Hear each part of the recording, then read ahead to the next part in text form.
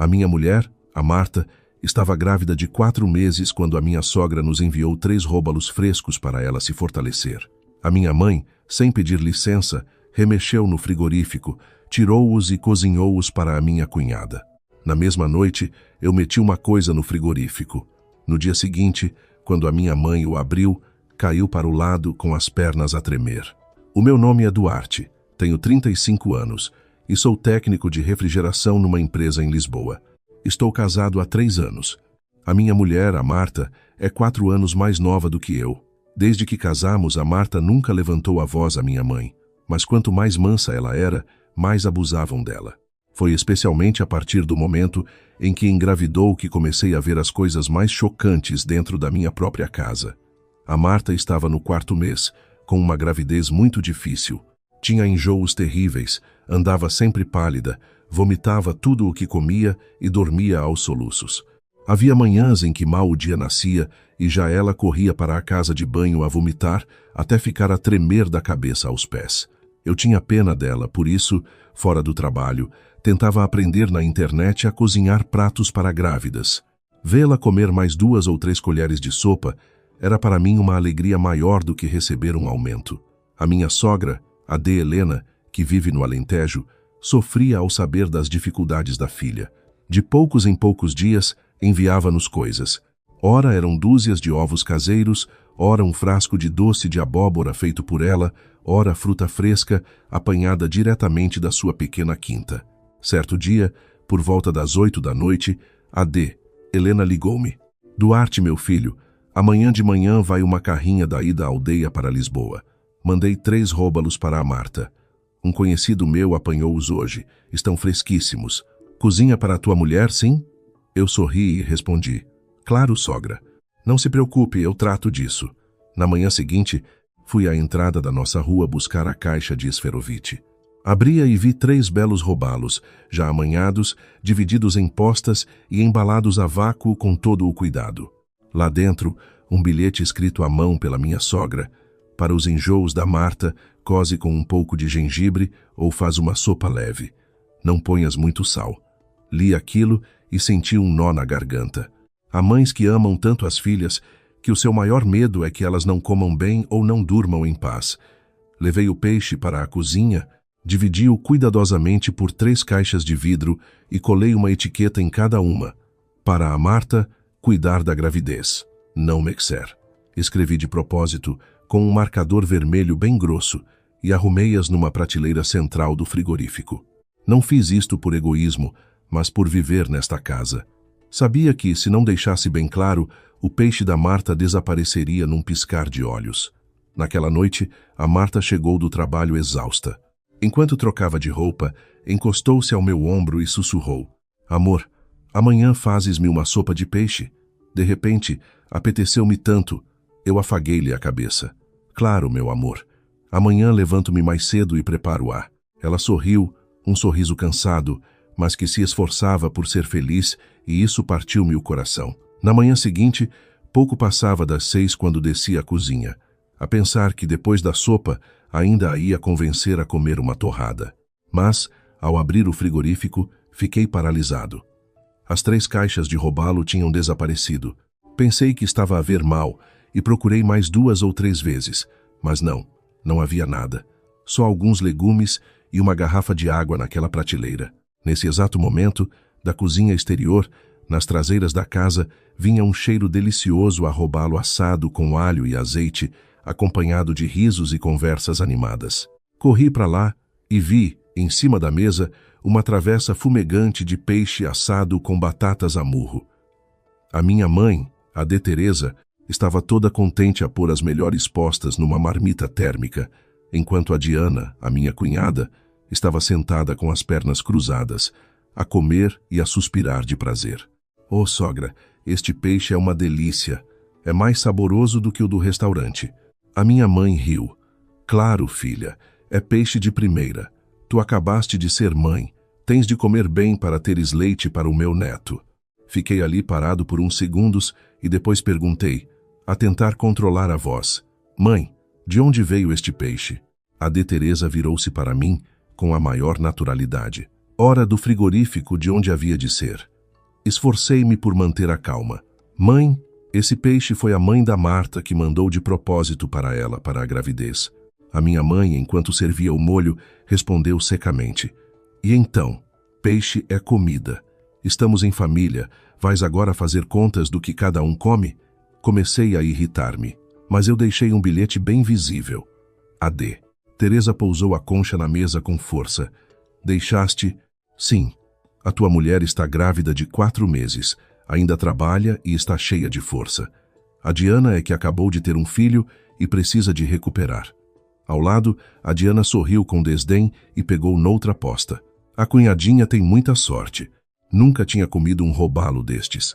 Olha, vou aproveitar a sorte do bebê, está bem? Aquela frase fez-me cerrar os punhos com tanta força que os nós dos dedos ficaram brancos. Nesse momento, a Marta desceu as escadas, provavelmente atraída pelo barulho. Assim que viu a travessa de peixe na mesa, o rosto dela ficou lívido. Inconscientemente, levou a mão à barriga, mordeu o lábio, mas não conseguiu dizer uma palavra. Olhei para a minha mulher e depois para o caixote do lixo ao lado do lava-loiça. As 3 embalagens a vácuo estavam lá, misturadas com restos de legumes. Em cima, ainda intacta, a etiqueta que eu escrevera na noite anterior. Para a Marta cuidar da gravidez, não Mexer. De repente, senti um frio por dentro. Pela primeira vez, percebi que se continuasse calado para manter a paz, a pessoa que seria esmagada no fim não seria apenas a Marta, mas também o nosso filho, que ainda nem tinha nascido. Chegado a este ponto, muitos se perguntarão por que fiquei tão zangado por causa de uns simples peixes. Na verdade, não foi a primeira vez.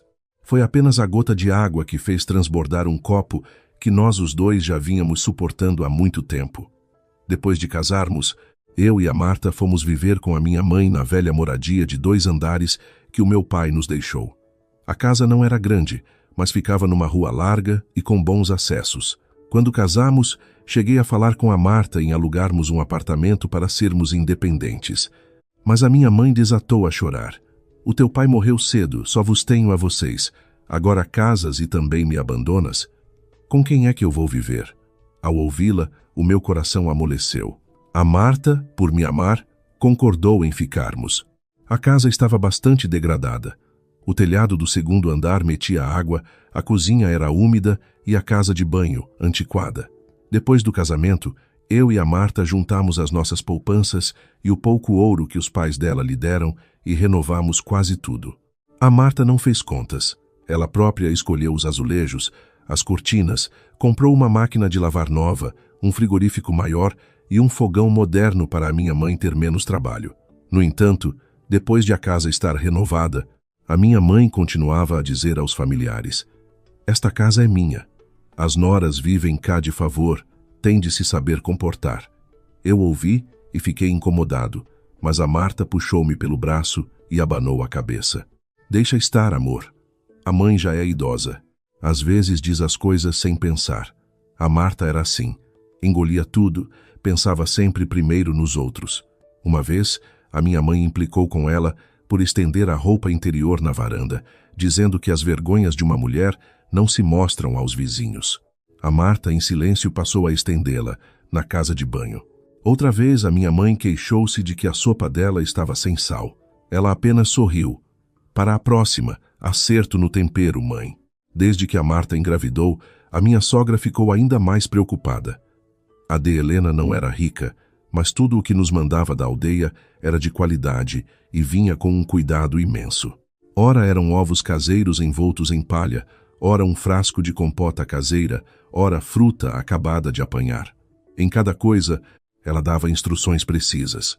Isto come-se de manhã, aquilo bebe-se antes de dormir, aquilo outro não se cozinha com muito sal. Ela não era de grandes palavras doces, mas cada item que enviava era o puro amor de uma mãe pela sua filha grávida. No entanto, sempre que chegava algo de melhor qualidade, a minha mãe arranjava forma de partilhar com a Diana.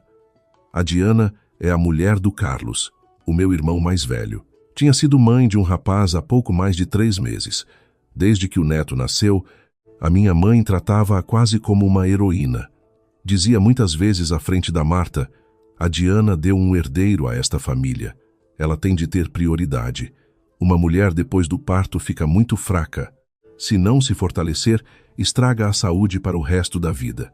No início, pensei que era normal a minha mãe preocupar-se com a nora recém-parida, mas gradualmente essa preocupação transformou-se num favoritismo descarado. A caixa de amêndoas que a minha sogra mandou para a Marta, a minha mãe pegou em metade e deu a Diana. O suplemento para grávidas que eu comprei para a minha mulher, a minha mãe disse: "Deixa a Diana experimentar uns pacotes. Ela está a amamentar, também precisa de nutrientes." Um dia, a Marta abriu o frigorífico para ir buscar fruta e descobriu que o cesto de cerejas que a mãe lhe mandara já ia a mais de meio. Ao perguntar, soube que a minha mãe o levara para a Diana porque lhe apetecia algo fresco. Tentei várias vezes falar com a minha mãe. "Mãe, as coisas que a minha sogra manda são para a Marta. Ela está grávida, com enjoos, mal come. Se quer dar algo a Diana, eu compro à parte." A minha mãe franziu logo a testa. "O que queres dizer com isso? Achas que eu ando a vender as coisas da tua mulher? Há 2 noras em casa, partilham o que é preciso. A Marta só está de 4 meses, ainda está forte. A Diana está a criar o meu neto. Se lhe faltam nutrientes, falta leite ao meu neto." Eu exasperei. "O bebê na barriga da Marta também é seu neto." Ela respondeu bruscamente: "Quando nascer, logo se vê. Para já, o que eu vejo à minha frente é o filho da Diana. Não sejas tão parcial com a tua mulher a ponto de te esqueceres da tua mãe." A Marta, ao meu lado, ouviu tudo e ficou pálida, mas não respondeu. À noite, no nosso quarto, via-a dobrar umas roupinhas de recém-nascido que tinha comprado com os olhos vermelhos. Perguntei-lhe o que se passava e ela forçou um sorriso. "Não é nada. A mãe deve ter dito aquilo por gostar muito do neto." Mas a Diana era diferente. Sabia perfeitamente como explorar o favoritismo da minha mãe. De poucos em poucos dias, aparecia com o filho ao colo e mal se sentava, suspirava. "Oh, sogra, ando tão fraca. Tenho cada vez menos leite. Acho que não como nada de jeito. Ninguém cuida de mim como a sogra." Ao ouvir isto, a minha mãe ficava logo comovida. Abria o frigorífico para ver o que havia de bom e enchia-lhe um saco para ela levar. Por vezes, a Diana abria a porta do frigorífico e inspecionava cada prateleira como se estivesse no seu próprio supermercado. Uma vez, a Marta disse-lhe delicadamente: "Diana, esse frasco de mel é o que a minha mãe me mandou para eu tomar antes de dormir. Se precisares, eu peço ao Duarte para te comprar." A Diana fez um sorriso trocista. "Estás grávida pela primeira vez. Ainda és muito egoísta. Quando fores mãe, vais perceber. Estou a amamentar. E tu ficas com pena de um frasquinho de mel?" A minha mãe, que estava perto, interveio logo. "A Diana tem razão. As mulheres da família têm de se ajudar. Se por um bocado de comida fazem estas divisões, como é que se penai te ver em paz?" A partir desse dia, comecei a sentir que algo não estava bem. Se fosse apenas por amor ao neto, a minha mãe podia ser parcial, podia defender a Diana. Mas a atitude dela sempre que a Diana falava em dinheiro era muito estranha. Uma vez a Diana disse de passagem: "Sogra, não se esqueça do que combinamos. Eu também estou aflita." A minha mãe ficou pálida e puxou-a para um canto da cozinha para falar embaixo. Quando me viram a passar, calaram-se de imediato. Na altura, eu não sabia o que estava por trás daquele favoritismo. Apenas sentia vagamente que a minha mãe não estava simplesmente a proteger a Diana. Parecia que tinha medo dela. Um medo disfarçado de proteção, de mimos e de frases moralistas que soavam muito bem. E foi esse medo que, mais tarde, arrastou toda a minha família para um turbilhão que ninguém podia imaginar. Peguei no telemóvel e fiquei um bom bocado no alpendre antes de ter coragem para ligar à minha sogra. Sinceramente, aquela chamada era mais difícil do que enfrentar a minha própria mãe. Os 3 róbalos não eram uma fortuna, mas eu sabia que cada aposta representava o esforço, o carinho e a preocupação de uma mãe pela sua filha grávida, longe de casa. O telefone tocou 3 vezes antes de ela atender. A voz dela era meiga, como sempre. "És tu, Duarte? A Marta já comeu o peixe? Hoje passei a manhã a pensar que talvez uma sopinha lhe aliviasse os enjoos." Senti um nó na garganta. Olhei para a cozinha, onde a travessa de peixe ainda fumegava, e para a Marta, parada ao pé das escadas, com as mãos na barriga. Respirei fundo e disse: sogra, peço-lhe desculpa. O peixe que mandou para a Marta. Eu não consegui guardá-lo. A minha mãe cozinhou-o todo para a Diana. Do outro lado, silêncio. Um silêncio muito longo. Tão longo que eu conseguia ouvir o vento assoprar lá fora. Preferia que a minha sogra me ralhasse, que me chamasse descuidado, que me acusasse de não proteger a mulher. Teria sido mais fácil, mas Helena apenas suspirou suavemente. Duarte, eu mandei aquilo para a Marta não pelo valor do peixe. É por saber que a minha filha está grávida, a passar mal, sem conseguir comer. Ver que ela tem um desejo e nem isso lhe conseguem guardar. Dói muito, meu filho. Uma única frase e senti o rosto a arder. Eu era o marido da Marta, a pessoa que a devia proteger de tudo. E, no entanto, nem umas caixas de peixe que a sogra lhe mandou eu consegui impedir que fossem levadas dentro da minha própria casa. Gaguejei. Eu sei, sogra. Eu errei. Vou resolver isto como deve ser. A minha sogra não disse mais nada. Apenas pediu: não deixes a Marta sentir-se humilhada. Uma mulher grávida, às vezes, não precisa de um prato delicioso. Precisa de sentir que é valorizada. Desliguei o telefone com o coração pesado. Quando voltei à cozinha, a Marta estava sentada na ponta de uma cadeira a beber um copo de água. Bebia em pequenos golos, como se tentasse engolir a fome. Os olhos estavam vermelhos, mas assim que me viu, baixou o rosto. Deixa estar, amor, disse ela em voz baixa e rouca. Não discutas com a mãe. A Diana acabou de ter o bebê. É normal que a mãe a queira mimar. Eu como outra coisa qualquer. Fiquei à sua frente, a olhar para a barriga, que mal se notava debaixo do vestido largo. Ali dentro estava o meu filho, uma criança que não tinha culpa de nada, e, no entanto, ainda no ventre da mãe, já estava a ser menosprezado, apenas porque ainda não nasceu, porque não era o neto que a minha mãe via à sua frente. Pousei a mão no ombro da Marta e disse, com firmeza, não, desta vez não pode ser. Dito isto, fui direito à cozinha. A minha mãe estava a acabar de pôr o último bocado de peixe na marmita. Ao ver-me, franziu o sobrolho. Que foi agora? Já foste queixar-te à família da tua mulher? Tentei controlar a voz. Mãe, diga a Diana para devolver o peixe que ainda não comeu. Teresa ficou boquiaberta por um segundo e depois levantou a voz. O que é que tu disseste? O peixe está cozinhado. Devolver como? Além disso, fui eu que dei a tua cunhada. Falas como se eu fosse uma ladra. Respondi. Eu não disse que a mãe era uma ladra, mas a mãe tirou algo que era da Marta sem lhe perguntar, mesmo depois de eu ter deixado um bilhete bem claro. Pelo menos, a parte que não foi comida tem de ser devolvida. A minha mãe atirou com o pano da louça para cima da mesa. Eu sou tua mãe. Eu mando nesta casa. O frigorífico está na minha casa, e a comida que está lá dentro eu dou a quem eu quiser. A tua mulher mal chegou aqui e já te está a ensinar a ser mesquinho com a tua mãe? Na mesa, a Diana pousou os talheres e fingiu uma voz mansa. Deixa estar, Duarte. Se a Marta precisa tanto, eu depois dou-lhe o dinheiro. Não vale a pena estragar o ambiente familiar por causa de uns peixes. A voz dela parecia conciliadora, mas cada palavra era como gasolina no fogo. Olhei-a nos olhos. A questão não é o dinheiro. A questão é que você sabia que aquilo era para a Marta se fortalecer na gravidez, e mesmo assim comeu. O rosto da Diana mudou de imediato. Há pouco, era só doçura. Agora, os olhos avermelharam-se, como se estivesse à espera da deixa para chorar. O que é que estás a insinuar? Que eu roubei a comida da minha cunhada?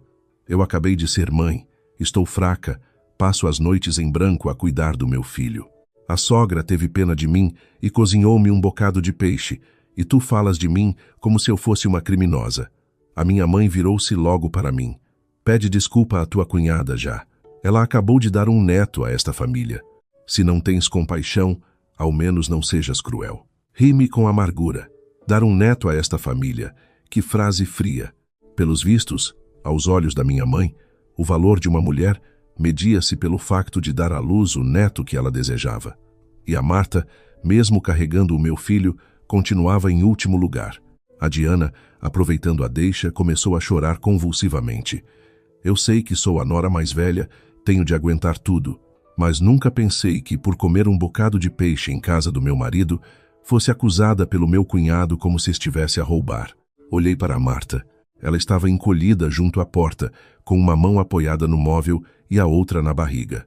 Os olhos dela já não mostravam apenas tristeza, mas também medo. Medo que eu discutisse com a minha mãe, medo do barulho, medo de ser a causa da discórdia. Nesse instante percebi uma coisa. A paciência da Marta não fazia com que a minha mãe gostasse mais dela. Apenas fazia com que a minha mãe e a Diana acreditassem que podiam tratá-la, de qualquer maneira. E o meu silêncio, se continuasse, deixaria de ser respeito filial e passaria a ser cumplicidade. Olhei para minha mãe e disse, pausadamente, eu não vou pedir desculpa. A partir de hoje, o que é da Marta é da Marta. Quem quiser mexer, tem de pedir. E se a mãe continuar a achar que nesta casa pode fazer o que quer, então eu arranjarei uma forma de a mãe ver as consequências com os seus próprios olhos. A minha mãe arregalou os olhos. Estás a ameaçar a tua mãe? Não respondi. Apenas me virei, ajudei a Marta a subir para o quarto. Atrás de mim, ainda ouvia as recriminações da minha mãe e os soluços fingidos da Diana. Mas desta vez, o meu coração não amoleceu. Na minha cabeça, só havia um pensamento claro.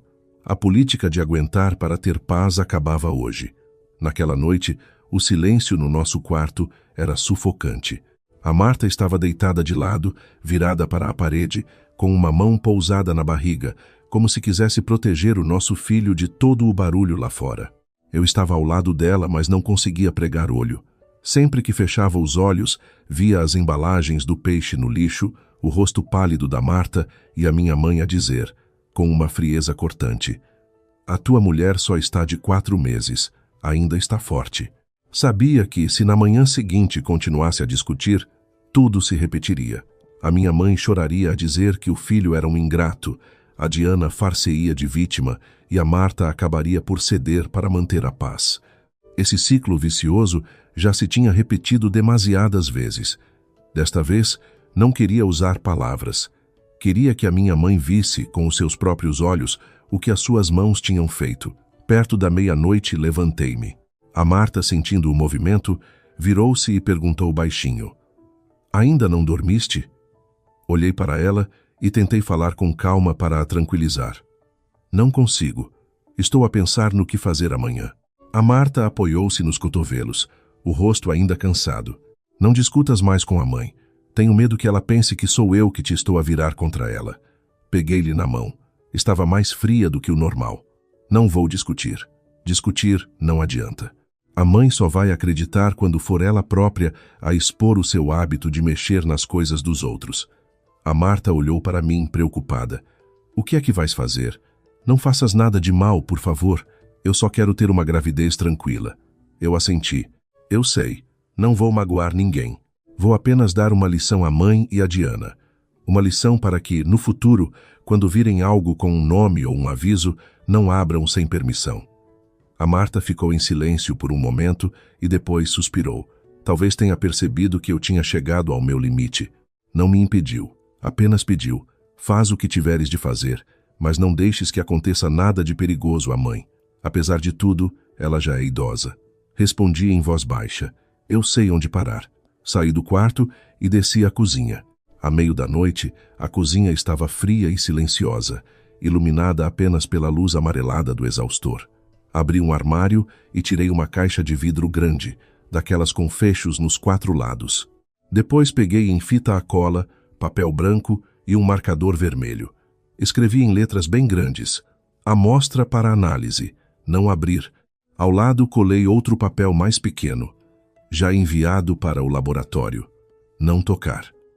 Lá dentro, coloquei uma daquelas bolsas de gel térmico vermelho escura que uso para transportar peças de refrigeração. Através do vidro, a cor vermelha era suficientemente chocante para assustar. Juntei uns restos de pele e espinhas de peixe que tirei do lixo, já com um cheiro forte depois de um dia à temperatura ambiente. Por baixo, imprimi umas folhas com o texto Amostra de alimento suspeito de contaminação bacteriana. Era tudo uma encenação. O gel não era tóxico e o papel era apenas uma impressão minha. Mas eu sabia que, Para alguém que tinha acabado de tirar o peixe de outra pessoa para cozinhar, ver aquelas palavras seria o suficiente para sentir um aperto na consciência.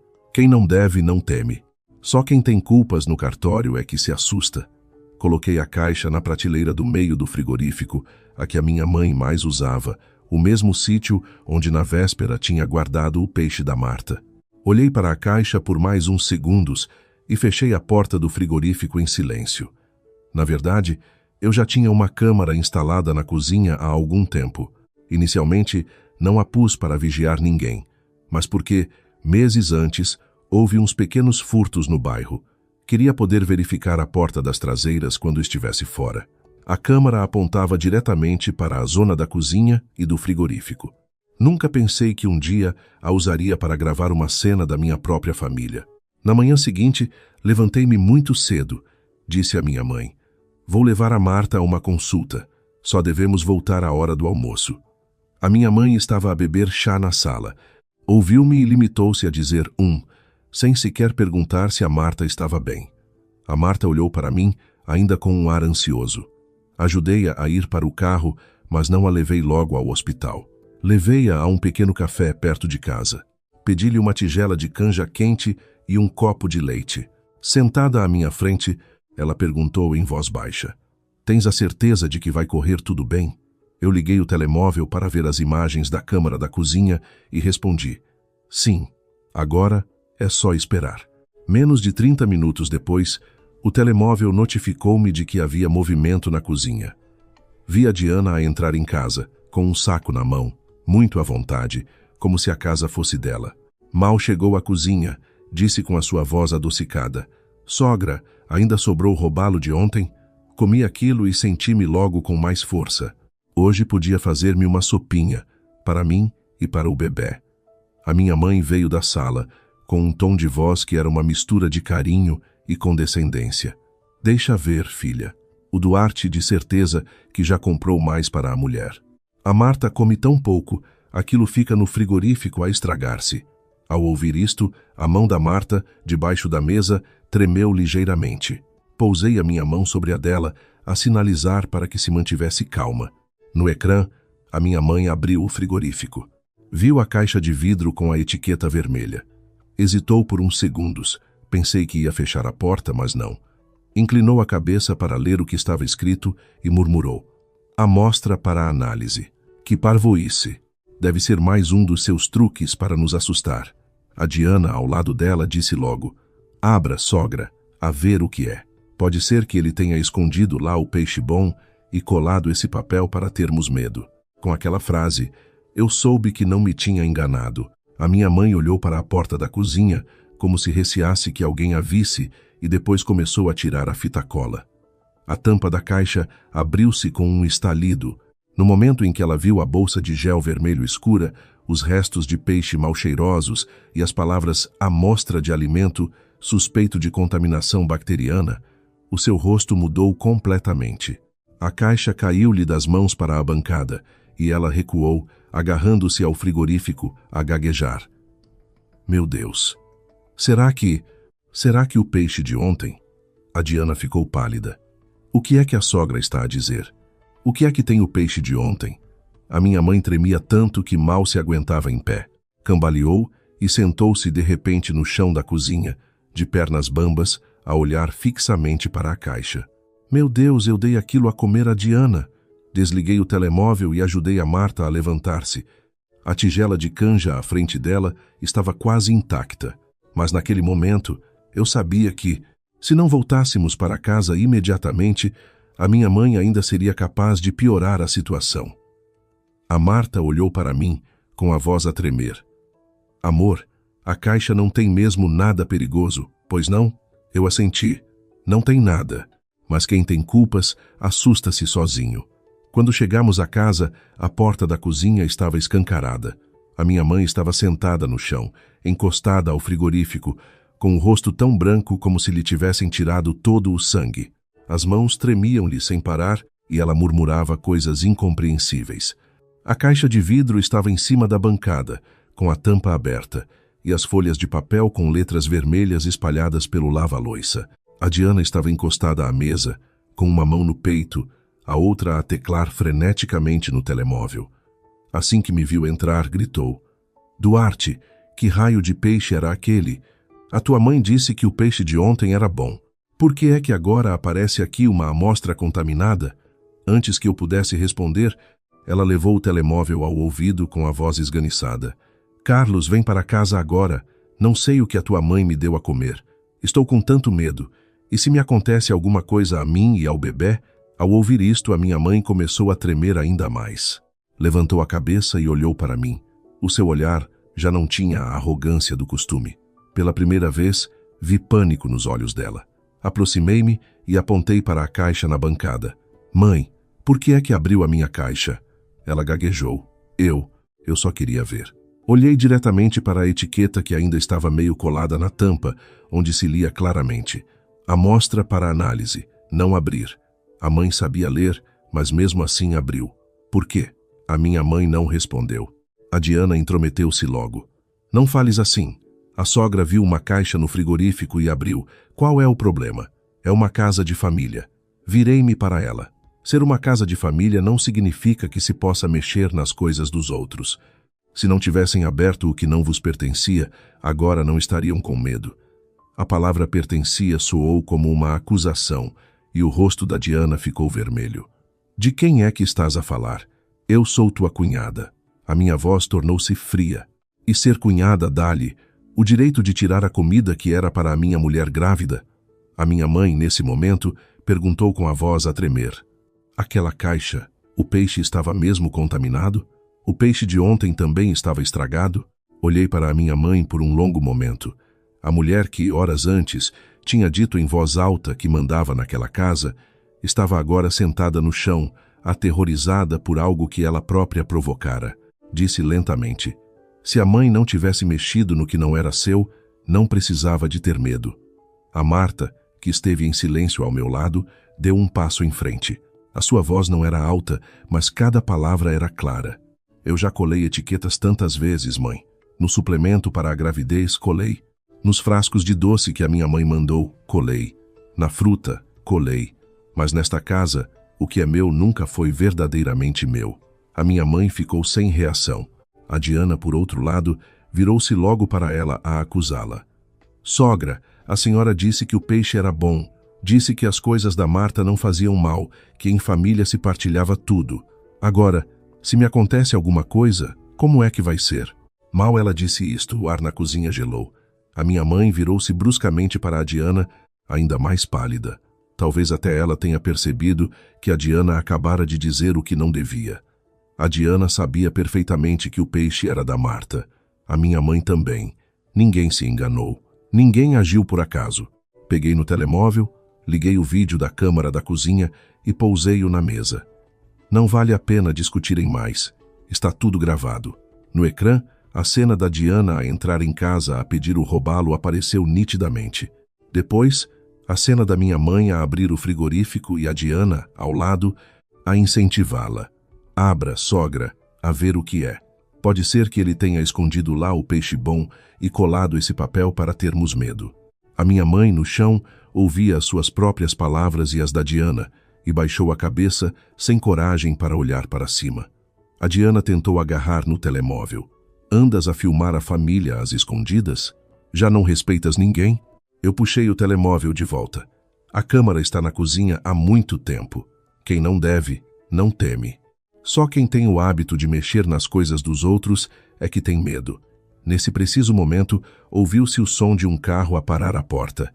Segundos depois, a minha sogra entrou, acompanhada pelo Rui, o irmão da Marta, AD. Helena vinha vestida de forma simples, mas trazia na mão uma pasta com os exames da gravidez da Marta e os talões de compra do peixe.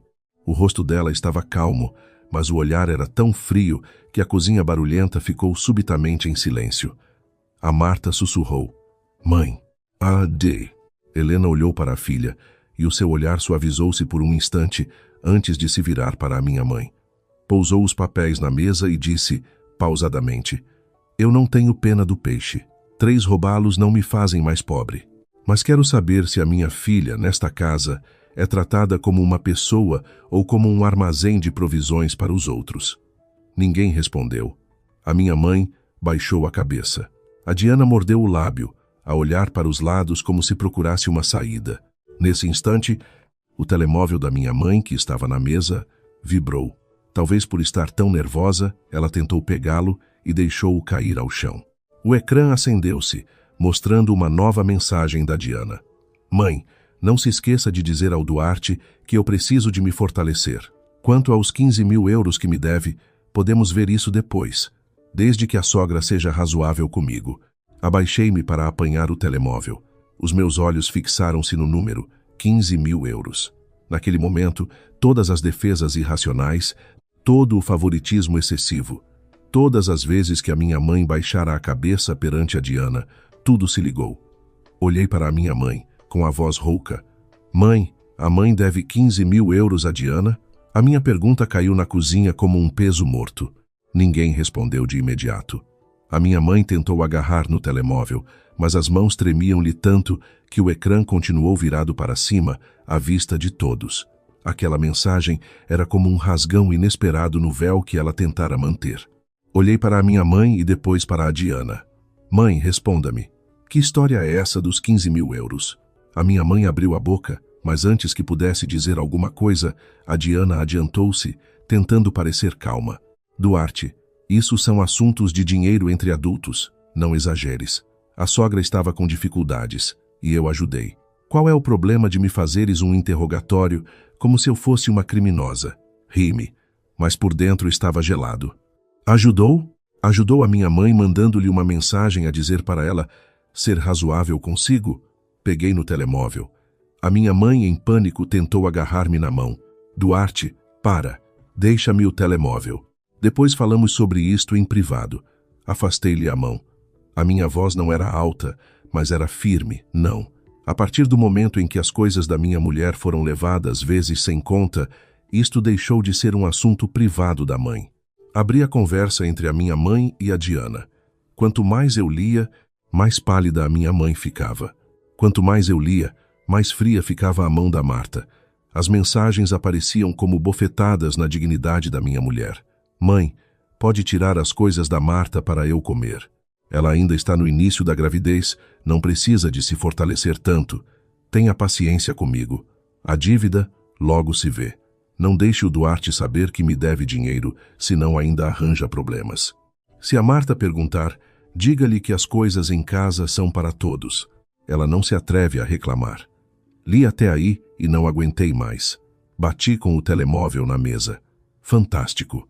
Pelos vistos, não foi por acaso nem por a mãe gostar demasiado da Diana. Foi tudo calculado. A Marta, ao meu lado, tremia. Olhou para a minha mãe, com a voz embargada. Então, este tempo todo, a mãe tratou-me assim só porque lhe devia dinheiro? Ao ouvir isto, a minha mãe desatou a chorar.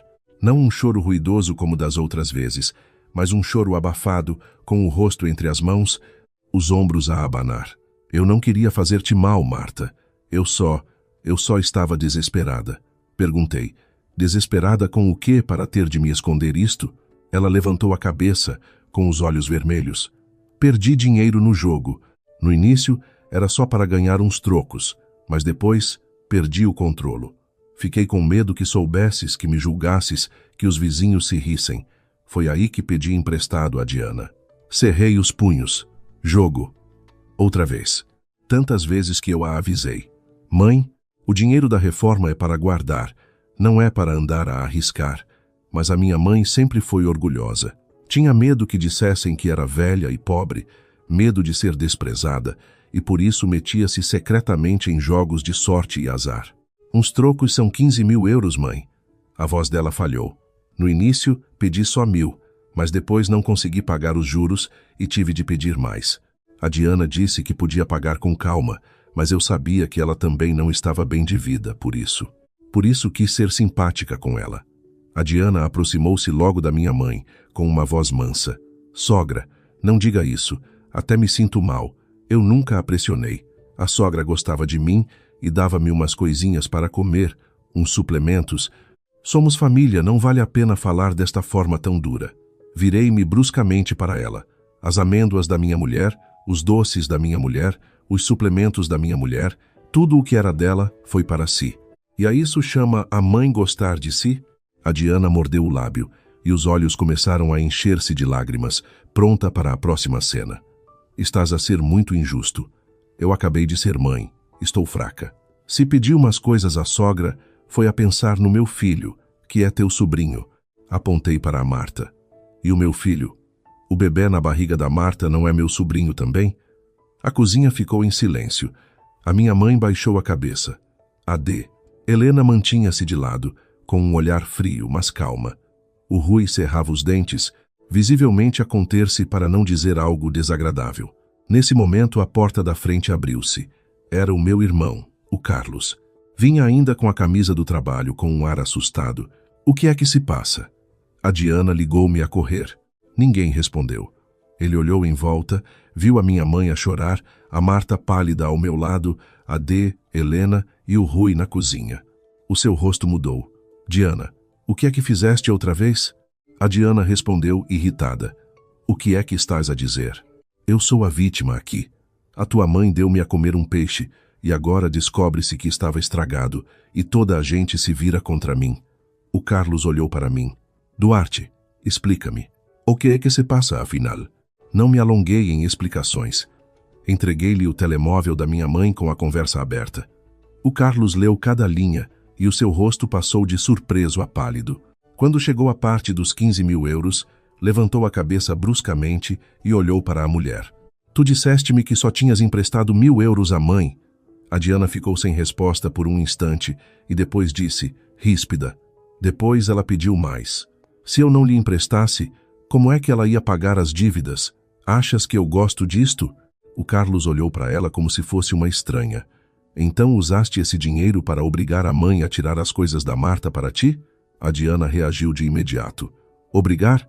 Eu nunca a obriguei. Foi ela que teve pena de mim. Eu só disse que precisava de me fortalecer. Eu olhava para aquela tentativa de se desculpar e via tudo com clareza. A Diana não era apenas gananciosa por uns doces ou um peixe. Ela sabia que a minha mãe tinha medo da dívida, medo de perder a face, medo que eu descobrisse, e usou esse medo para transformar a minha mãe numa serva. A de Helena, nesse momento, abriu a sua mala, tirou um conjunto de fotografias e pousou-as na mesa. Sem dizer uma palavra, empurrou-as na direção da Diana. Nas fotos, via-se a Diana num spa, com uma máscara facial dourada, a arranjar as unhas, a almoçar num restaurante de marisco, a sair de um centro comercial com sacos de marcas caras.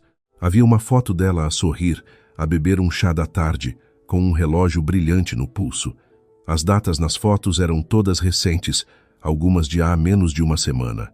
A de Helena olhou-a nos olhos. Quem é verdadeiramente pobre, quem não tem dinheiro para criar um filho, não vive desta maneira. O rosto da Diana transformou-se.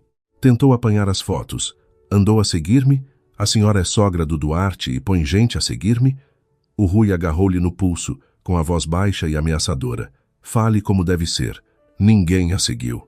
Você publica isto tudo nas redes sociais e depois bloqueia-nos, a pensar que ninguém vê.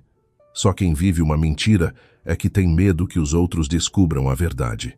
O Carlos agarrou nas fotos, com as mãos a tremer. Diana, tu disseste-me que estavas em casa a cuidar do bebê, tão cansada que nem conseguias comer. O que é isto? A Diana virou a cara, de lábios cerrados. Já não havia mais lágrimas. Olhei para aquele pânico e tive uma sensação estranha. Se fosse apenas uma dívida de 15.000 euros, a Diana não estaria tão assustada. Se fosse apenas por causa da comida, também não reagiria assim. Virei-me para o Carlos. O olhar dele também estava cheio de dúvidas. Naquele instante, percebi que, por trás daquela dívida, havia algo muito maior. E a Diana, a mulher que vivia a queixar-se de que era pobre, fraca e precisava de mimos, provavelmente escondia um buraco tão fundo que nenhum de nós ainda tinha visto o fundo. Naquela noite, pensei que as coisas iam acalmar. A minha mãe tinha sido desmascarada, a Diana exposta. O Carlos tinha visto uma parte da verdadeira face da mulher. Levei a Marta para o quarto, a pensar em levá-la, no dia seguinte para a casa da mãe dela por uns tempos, para fugir daquele ambiente. Mas alguém como a Diana não desiste assim tão facilmente. Por volta das 9 da noite, enquanto eu preparava um copo de água morna para a Marta tomar as suas vitaminas, ouvi um grito agudo vindo da sala. Um grito tão estridente e prolongado que até os vizinhos devem ter ouvido. Ai, a minha barriga! Estou a morrer de dores. Pousei o copo e corri para o corredor. A Diana estava caída no meio da sala, com uma mão na barriga, a outra agarrada ao sofá, o rosto contorcido, as lágrimas a escorrer. Mas os olhos não paravam de olhar para as escadas, como se estivesse à espera de ver quem descia primeiro. O Carlos, em pânico, amparou-a. Diana, o que é que se passa? Onde te dói? Ela, a ofegar, disse entrecortadamente. Eu só comi o peixe de ontem. E hoje? Sinto-me mal. Deve ter sido do peixe. Amor. A minha mãe saiu do quarto dela a correr, ainda com um ar exausto do choque da tarde. Ao ouvir as palavras peixe, foi como se lhe tivessem pegado fogo. Virou-se bruscamente para as escadas, no momento exato em que a Marta, preocupada, também saía do nosso quarto. A minha mãe apontou o dedo à minha mulher. A voz tremia de pânico, mas estava cheia de acusação. Tu puseste alguma coisa no peixe, não foi? Ficaste com raiva por eu ter dado o teu peixe à Diana e vingaste-te, não foi? Corri escadas abaixo a gritar. Mãe, o que é que está a dizer? Mas a Diana não me deu tempo para mais nada. Começou a chorar ainda mais alto. Eu não quero acusar ninguém, mas eu só comi coisas desta casa. Não ia ficar com dores de barriga do nada. Eu ainda estou a amamentar. Se me acontece alguma coisa, como é que vai ser do meu filho? Aquela frase atingiu em cheio o ponto fraco da minha mãe. Ela, a tremer, abraçou a Diana. Não te preocupes, filha. Eu levo-te ao hospital. Quem te fez mal vai pagar. A Marta, parada nos degraus, estava lívida. Eu não fiz nada, mãe. Eu nem sequer provei o peixe. A minha mãe agiu como se não a ouvisse. Ajudou a Diana a levantar-se, mas ao passar pela Marta, levantou a mão e deu-lhe uma bofetada na cara. O som seco ecoou pela sala. A Marta cambaleou, batendo com as costas no armário dos sapatos. Levou uma mão à cara, a outra, instintivamente, à barriga. Senti o sangue a ferver. Corri para amparar a minha mulher e virei-me para a minha mãe. A mãe acabou de bater numa mulher grávida. A minha mãe hesitou por um instante, mas logo a seguir gritou. Se ela fez mal a Diana, bato outra vez. Uma mulher com um coração tão mau, mesmo grávida, não tem o direito de fazer mal aos outros. Cerrei os dentes. A mãe tem provas? Ou basta a Diana queixar-se de dores para a mãe condenar a minha mulher? O Carlos estava completamente perdido, preocupado com a Diana, mas a olhar para a Marta com um ar culpado. Mas a Diana continuou a gemer, puxando-o pelo braço. Leva-me ao hospital, amor. Dói-me tanto, não aguento mais. O Carlos não teve outra opção. Pegou no bebê e ajudou a mulher a ir para o carro. A minha mãe foi atrás e, antes de sair, olhou para a Marta com um olhar de ódio. Se acontece alguma coisa a Diana, eu não vos perdoo. A porta bateu. A sala ficou em silêncio, apenas eu e a Marta.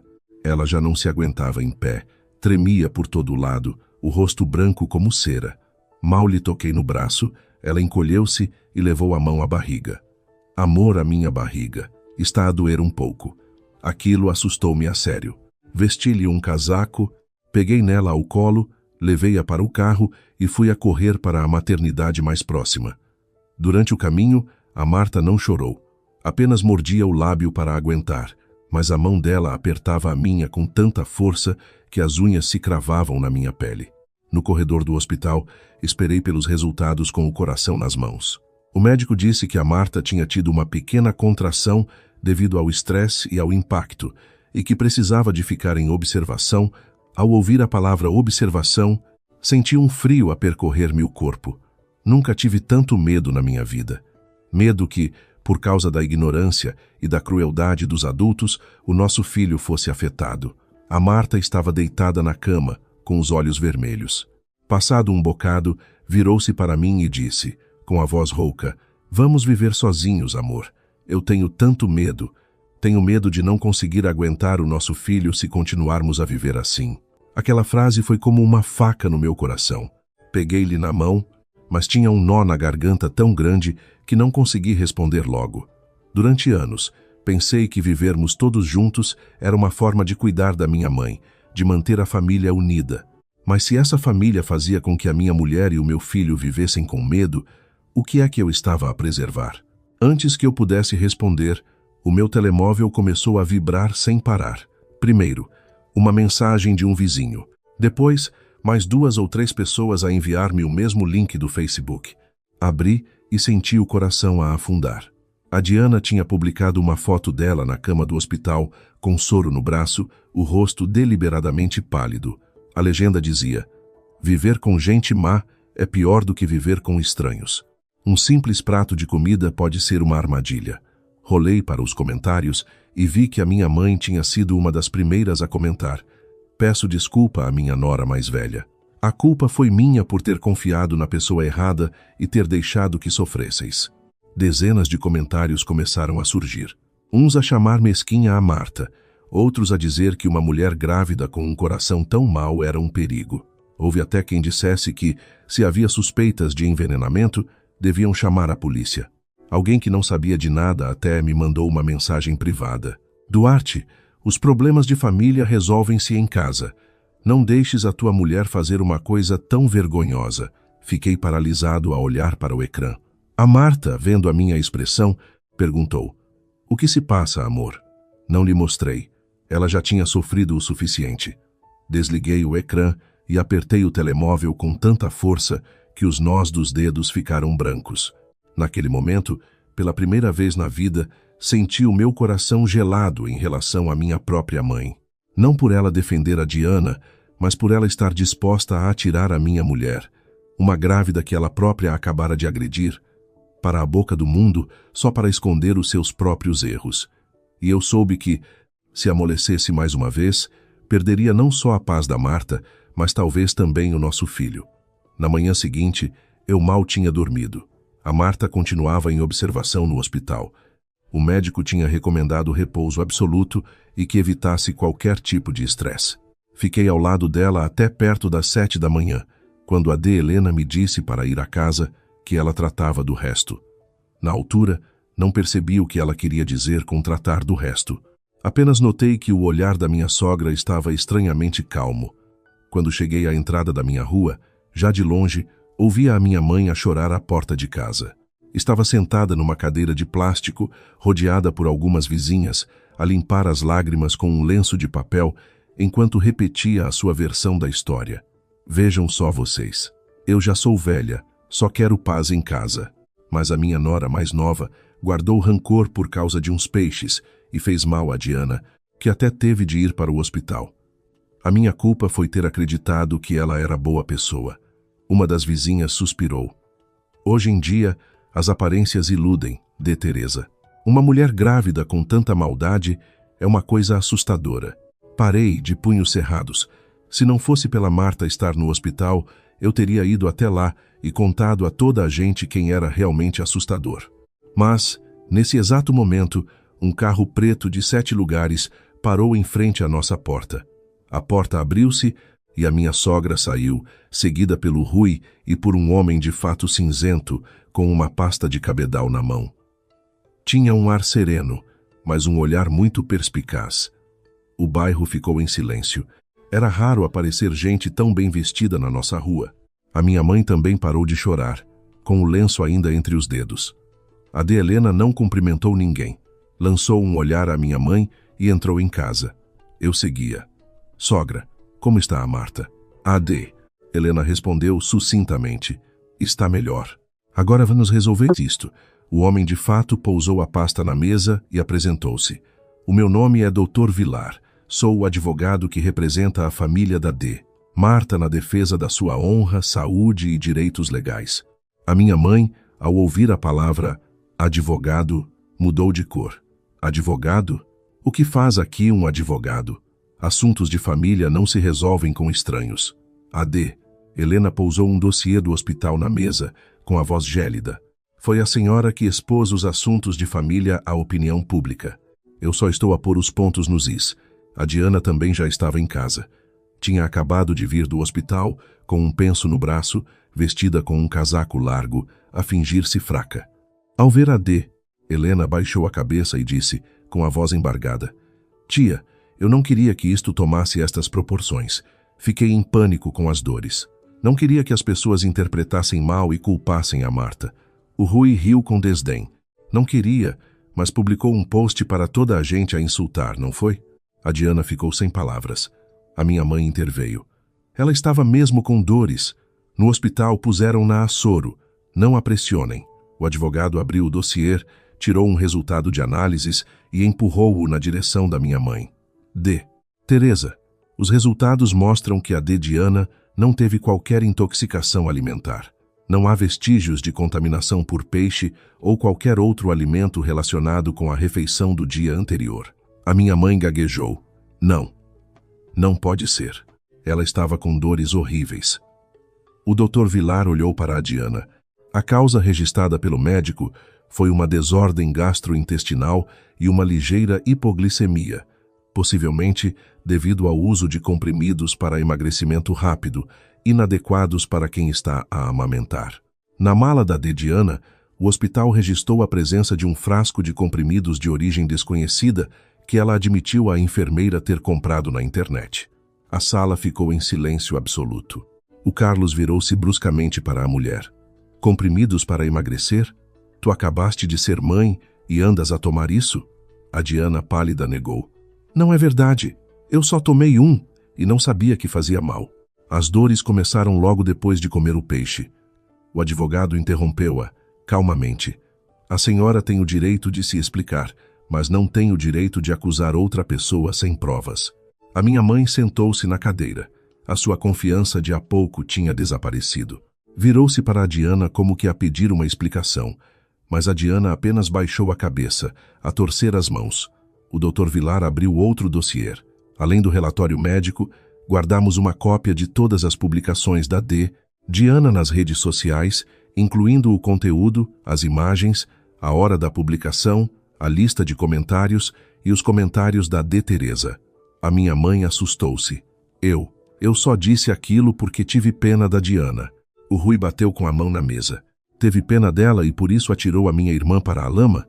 A minha irmã está no hospital a tentar segurar uma gravidez e a senhora está à porta a dizer a toda a gente que ela é uma pessoa horrível.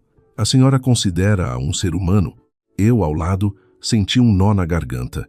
Aquelas palavras, era eu que as devia ter dito. Mas o Rui disse-as por mim, de forma mais direta e dolorosa.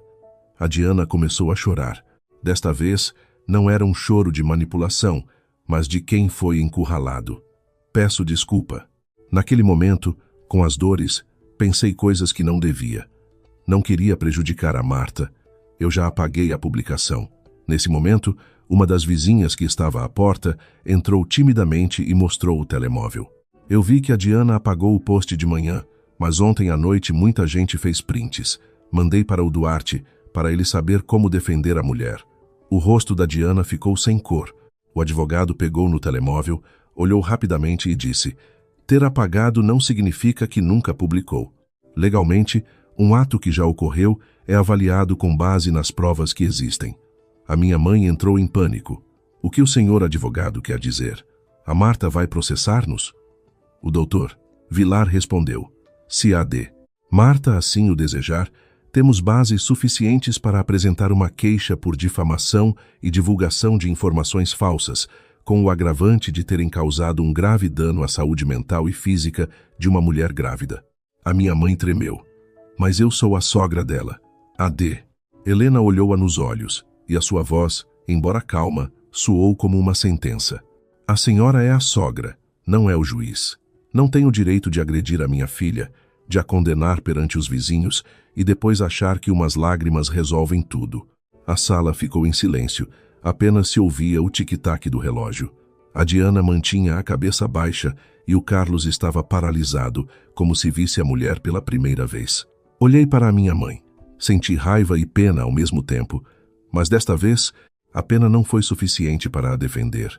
Pensei que o assunto ficaria por ali, mas a de Helena ainda não se tinha sentado. Abriu a mala, tirou um dossiê vermelho e pousou-o na mesa. O seu olhar passou pela minha mãe e fixou-se em mim. Duarte, acho que deves ver isto. A história do peixe foi só a ponta do iceberg. Se isto não viesse à tona hoje, Talvez daqui a uns meses já nem tivessem casa para onde voltar. Olhei para o dossiê vermelho e senti um arrepio. A minha mãe, ao vê-lo, ficou branca como a parede. E eu percebi que a última carta que a minha sogra tinha na manga era, na verdade, a que podia destruir a minha família. O dossiê vermelho que estava sobre a mesa era fino, mas senti que pesava mais do que tudo o que se tinha passado naquela casa. A minha mãe olhava para ele como se olhasse para uma sentença. Já não chorava nem discutia. Apenas estava sentada, imóvel, a apertar o vestido com tanta força que o tecido ficou amarrotado. AD. Helena olhou para a minha mãe e disse, pausadamente, D. Teresa, até quando é que ia esconder isto do seu filho? Virei-me para a minha mãe. Mãe, que dossiê é esse? A minha mãe desviou o olhar. Foi essa hesitação que me fez sentir o coração a afundar. Abre o dossiê. A primeira página era uma fotocópia da caderneta predial da casa onde vivíamos. A página seguinte era um contrato de hipoteca. Li o valor e senti a cabeça a andar à roda. 80 mil euros. Pensei que tinha lido mal e voltei ao início. O nome do devedor era Teresa da Silva, a minha mãe. A garantia era a própria casa de 2 andares que o meu pai deixara. Embaixo, a assinatura da minha mãe, a sua impressão digital e um plano de pagamento mensal. Se o pagamento falhasse por mais de 60 dias, o credor tinha o direito de executar a hipoteca. Levantei a cabeça e olhei para a minha mãe, com a voz rouca. Mãe, por que é que disse que só devia 15 mil euros a Diana? A minha mãe desabou a chorar. Desta vez, não era um choro de acusação ou de vitimização. Era um choro fraco, desesperado. Eu não tive coragem de te contar. Tive medo que me julgasses. Medo que toda a gente soubesse que eu fui estúpida, que me deixei enganar na minha idade. Pousei o dossiê na mesa, ainda a tremer. Desde quando é que a mãe hipotecou a casa? Ela baixou a cabeça. Há mais de 7 meses. Mais de 7 meses. Não conseguia acreditar. Ou seja, desde que a Marta estava no início da gravidez, que a minha mãe já tinha posto a nossa casa em risco. A minha mãe soluçou. Naquela altura, quando perdi o dinheiro todo no jogo, os credores vieram aqui à casa exigir o pagamento. Eu só queria arranjar dinheiro para tapar o buraco. Pensei que, assim que recuperasse o que perdi, pagava tudo. Mas os juros eram altíssimos e eu nunca conseguia pagar. Foi aí que tive de pedir também a Diana. Olhei para a Diana. Ela estava sentada, em silêncio, com uma expressão tensa. Se nas outras acusações ela ainda chorava e se defendia, agora o seu silêncio era suspeito. AD, Helena continuou, com a voz calma, mas firme. AD, Teresa não pediu dinheiro emprestado apenas a esta entidade oficial. Pelo que descobri, há também vários empréstimos a agiotas, e quem lhe apresentou um desses agiotas foi a D. Diana. O Carlos virou-se bruscamente para a mulher. Tu sabias disto? A Diana reagiu de imediato. Eu só apresentei um contacto. A tua mãe precisava de dinheiro e eu ajudei. Não ponhas a culpa toda em mim. Olhei para ela e disse, com cada palavra a pesar. Você sabia que a minha mãe tinha hipotecado a casa? Sabia que ela tinha medo que eu descobrisse e usou isso para a chantagear, para a obrigar a fazer-lhe as vontades, não foi? A Diana sorriu com desdém. Duarte, não sejas ridículo. A tua mãe é adulta. Foi ela que assinou os papéis, foi ela que recebeu o dinheiro. Como é que eu a poderia obrigar? A minha mãe levantou a cabeça, com os olhos vermelhos. Diana, por que é que dizes isso? Naquela altura, tu disseste para eu avançar. Disseste que conhecias as pessoas, que eles eram de confiança. E disseste para eu não contar nada ao Duarte, para não arranjar problemas. A Diana virou a cara. A sogra deve estar a fazer confusão. O ar na sala tornou-se irrespirável. Continuei a folhear o dossiê. Um aviso de dívida que estava no final fez-me sentir um arrepio. Se o atraso se prolongasse por mais 2 meses, a casa poderia ser vendida. Por outras palavras, o lugar onde a minha mãe vivia, onde eu e a Marta investimos o nosso dinheiro para renovar, o legado do meu pai, podia desaparecer a qualquer momento. Sentei-me a sentir as pernas fracas. Então, este tempo todo, a minha mãe tratava bem a Diana, tirava as coisas da Marta para lhe dar.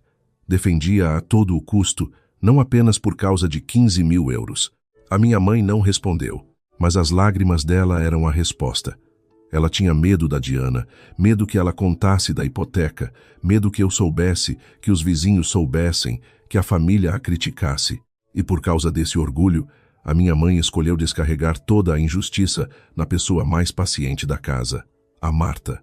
Nesse momento, Carlos cambaleou para trás e caiu de joelhos no meio da sala. Ninguém teve tempo de o amparar. Ele baixou a cabeça, de punhos cerrados, com a voz embargada. Duarte, desculpa. A verdade é que eu só soube de uma parte há pouco tempo. Olhei para o meu irmão. Sabias de quê? O Carlos passou a mão pelo rosto, com os olhos a avermelhar. Há 1 ano que a Diana anda metida em jogos online. No início, ela dizia que era só para se divertir, que gastava uns trocos por dia. Mas depois, começou a perder muito. Escondeu de mim, pediu dinheiro a amigos, a sites de crédito rápido e, por fim, a mãe. A Diana gritou. Cala-te! O que é que tu sabes para estares a falar? O Carlos virou-se para ela, com o rosto desfigurado pela dor. Eu não sabia de tudo, por isso é que deixei que arrastasses a minha mãe para este buraco. Disseste que devias uns poucos milhares, e eu vendi a mota para te pagar. Disseste que precisavas de mais, e eu pedi emprestado a colegas. Mas eu não sabia que tinhas deixado a mãe endividar-se em quase 80 mil euros. A minha mãe escondeu o rosto e soluçou. Eu pensei que, se pagasse as dívidas dela, tínhamos paz. Pensei que podia salvar a honra da família. Fui tão estúpida. E fui mesmo estúpida. Olhei para a minha mãe, com o coração apertado, mas essa dor não apagava a imagem da Marta a ser agredida, a ser caluniada, a ser tratada como uma estranha nesta casa. As coisas tinham ido longe demais. A Marta, que esteve o tempo todo em silêncio, ao lado da Helena, mantinha uma expressão cansada, mas o seu olhar já não era de submissão. Olhou para a minha mãe, para a Diana e, por fim, para mim. De repente, riu-se. Um riso baixo, mas tão amargo que a sala inteira se calou. Ela disse, então, o meu filho e eu fomos maltratados só para alimentar o orgulho desta família? Ninguém respondeu. A minha mãe chorava ainda mais alto. O Carlos mantinha a cabeça baixa. A Diana mordia o lábio, a olhar para os lados, à procura de uma saída. E eu, ali sentado, no meio daquela casa que eu pensava ser um lar, senti pela primeira vez que era apenas uma casca vazia. Lá dentro já não havia amor familiar, apenas dívidas, mentiras, orgulho e feridas, todas descarregadas sobre a minha mulher e o meu filho. O silêncio na sala durou apenas uns segundos. Depois, a Diana desatou a rir. Não era um riso nervoso para disfarçar, mas um riso seco, amargo, quase assustador. Levantou-se de um salto, atirou com as fotografias que estavam na mesa para o chão, e o seu olhar já não tinha qualquer vestígio da falsa bondade. Chega. Vocês representam o papel de vítimas muito bem, não acham? Sim, eu joguei. Sim, eu pedi dinheiro emprestado. E então? Se eu não tivesse emprestado dinheiro a Teresa no início, já tinham vindo aqui arrombar-lhe a porta há muito tempo. O Carlos olhou para a mulher, chocado. Ainda tens a coragem de dizer isso? Ela virou-se para ele, com a voz esganiçada. Cala-te tu! O que é que tu sabes? Com o teu salário de miséria, que mal dá para o fim do mês, queres bancar o marido e o pai? Eu estive de resguardo, sem dinheiro para o leite do bebê, sem dinheiro para me arranjar, sem dinheiro para respirar. Tu sabias disso? O Carlos corou, mas desta vez não baixou a cabeça. Não tinhas dinheiro para te arranjar e por isso foste pedir dinheiro a agiotas? Não tinhas dinheiro para o leite e por isso tiraste as coisas da gravidez da Marta? Não tinhas dinheiro para respirar e por isso arrastaste a minha mãe para as tuas dívidas? A minha mãe, a tremer, aproximou-se com as mãos juntas, a suplicar, Diana, filha, por favor, para. Os vizinhos estão a ouvir. A Diana riu com frieza e apontou o dedo à minha mãe. Agora é que sentes vergonha? Quando me pediste dinheiro, não sentiste vergonha?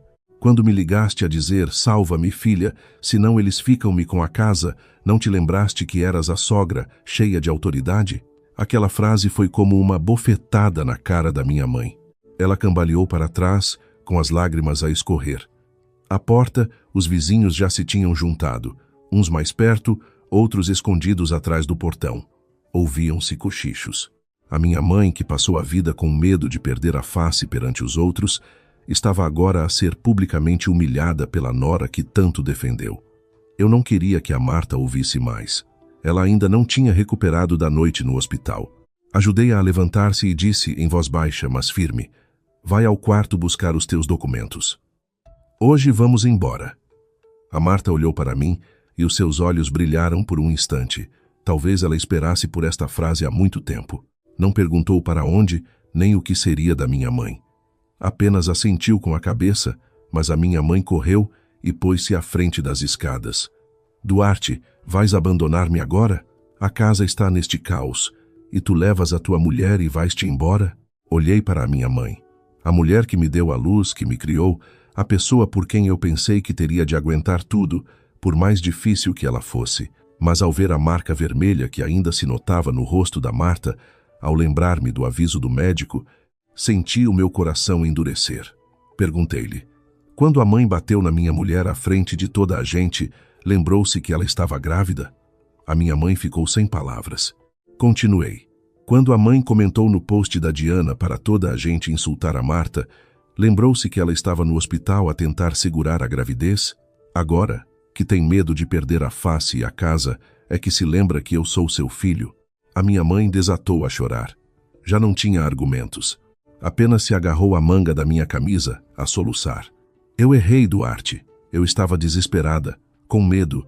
Por isso é que fiz aquilo. Não me abandones. Afastei-lhe a mão. Com delicadeza, mas com firmeza. Eu não a vou abandonar, mas tenho de tirar a minha mulher daqui, antes que vocês acabem com a saúde mental dela. Mal acabei de dizer a frase, ouviu-se o som de motas a travar bruscamente a porta. Não uma, mas 3. O barulho dos motores e o cheiro a gasolina invadiram a sala. 3 homens desceram, todos tatuados, de roupa preta justa, com fios de prata grossos ao pescoço. Um deles trazia uns papéis na mão e mal entrou no pátio, gritou: a D. Teresa está? Acabou o prazo. Se não há dinheiro hoje, é para assinar os papéis da casa. A casa ficou em silêncio absoluto. Os vizinhos à porta recuaram assustados, mas ninguém foi embora. Todos queriam ver o fim da tragédia. A minha mãe, ao ouvir o seu nome, ficou sem pinga de sangue. Agarrou-se ao corrimão, a tremer. Eu disse que pagava para o mês que vem. O homem dos papéis riu.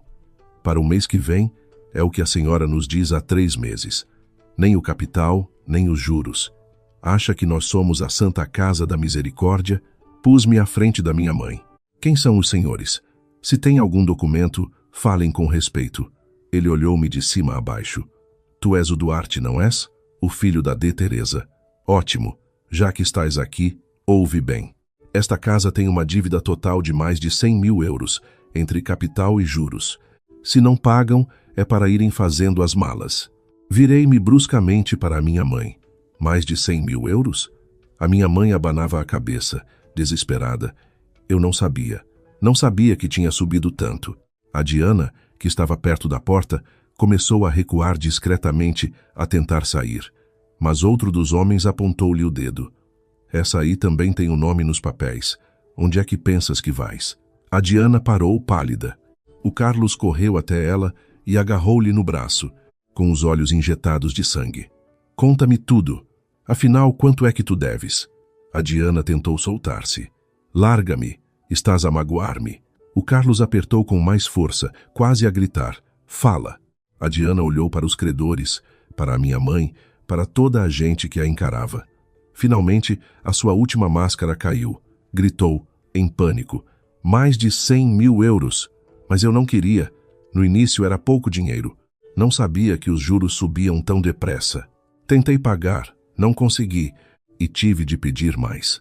O Carlos largou-lhe o braço como se tivesse tocado em fogo. Mais de 100 mil euros. Tu usaste a minha família toda como garantia para as tuas dívidas. A Diana começou a chorar histericamente. Eu também sou uma vítima.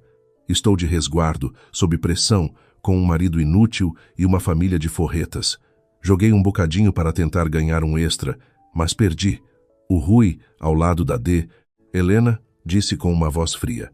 Isso chama-se vício do jogo. Não é tentar ganhar um extra. O líder dos credores bateu com os papéis na mesa.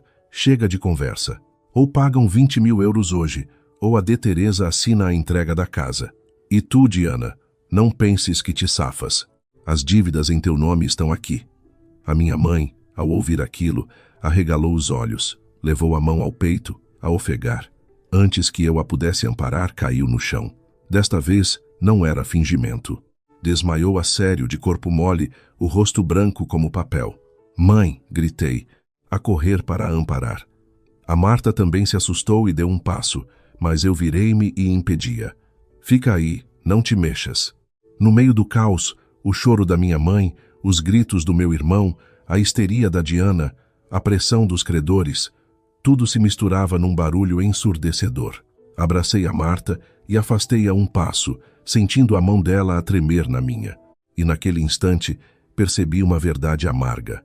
Tudo o que começara com 3 robalos no frigorífico, que parecia ser apenas uma questão de favoritismo e ganância, era, na verdade, a ponta de um iceberg de dívidas, mentiras e vício.